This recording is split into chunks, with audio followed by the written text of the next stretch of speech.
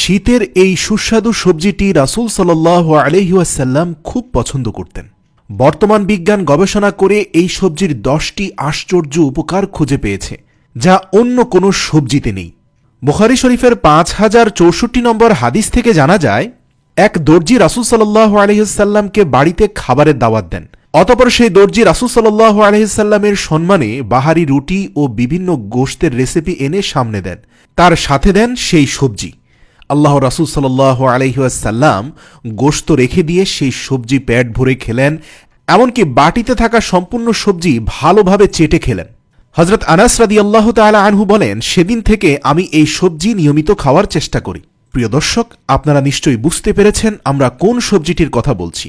হ্যাঁ প্রিয় দর্শক, আপনার শরীরকে যাবতীয় রোগের হাত থেকে বাঁচিয়ে রাখতে যে সবজিটি অত্যন্ত গুরুত্বপূর্ণ এবং রাসূল সাল্লাল্লাহু আলাইহি ওয়াসাল্লামের প্রিয় সবজি, তার নাম হচ্ছে লাউ। গবেষণা বলছে লাউয়ের ভিতরে মজুদ রয়েছে প্রচুর মাত্রায় ভিটামিন সি, বি এবং ডি, সেই সঙ্গে ক্যালসিয়াম, সোডিয়াম, ফসফরাস, আয়রন এবং পটাশিয়াম, যা নানাবিধ রোগের হাত থেকে শরীরকে সুস্থ রাখে। লাউ সাধারণত আমরা রান্না করে খেয়ে থাকি, কিন্তু আজকের ভিডিওতে আপনাদের জানাবো লাউ খাওয়ার আরও আশ্চর্য কয়েকটি পদ্ধতি এবং লাউ খেলে যে 10টি গুরুত্বপূর্ণ রোগের হাত থেকে বাঁচা যায় সেগুলো সম্পর্কে জানাবো।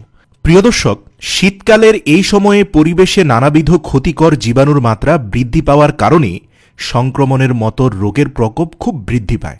পুরুষদের অ্যালার্জি, চুলকানি প্রচুর পরিমাণে বেড়ে যায়, ত্বক খসখসে হয়ে যায়, বিশেষত মেয়েদের মধ্যে ইউরিনারি ট্র্যাক্ট ইনফেকশনে আক্রান্ত হওয়ার আশঙ্কা বহুগুণে বেড়ে যায়। তাই তো শীতের শুরুতে নিয়মিত লাউয়ের রস খাওয়া জরুরি।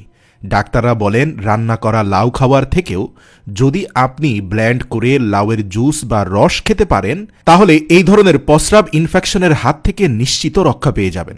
শুধু তাই নয়, এই সবজিতে প্রচুর মাত্রায় পানি থাকার কারণে এটি খেলে প্রস্রাবের ইনফেকশন ভালো হওয়ার পাশাপাশি দেহের ভেতরের তাপমাত্রা পরিপূর্ণরূপে কন্ট্রোলে থাকে।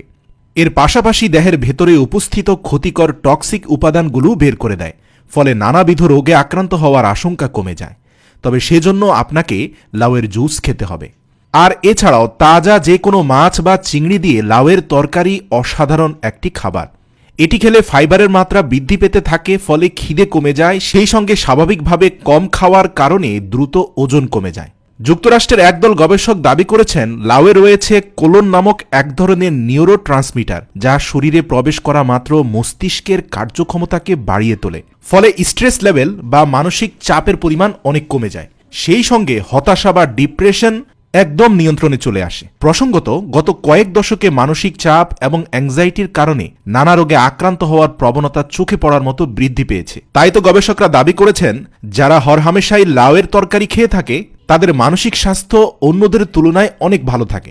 এছাড়াও অনিয়ন্ত্রিত খাওয়া দাওয়ার কারণে বদহজম, গ্যাস, অম্ল তো বাঙালিদের রোজকার সঙ্গী। তার উপর কনস্টিপেশনের মতো সমস্যা তো আছেই। এমন পরিস্থিতিতে পেটকে ঠান্ডা করে তুলতে লাউয়ের কোনো বিকল্প হয় না বললেই চলে, কারণ এই সবজিটিতে রয়েছে প্রচুর মাত্রায় পানি এবং ফাইবার, যা হজম ক্ষমতার উন্নতি তো ঘটায়, সেই সঙ্গে কনস্টিপেশনের মতো রোগের প্রকোপ কমাতেও বিশেষ ভূমিকা পালন করে।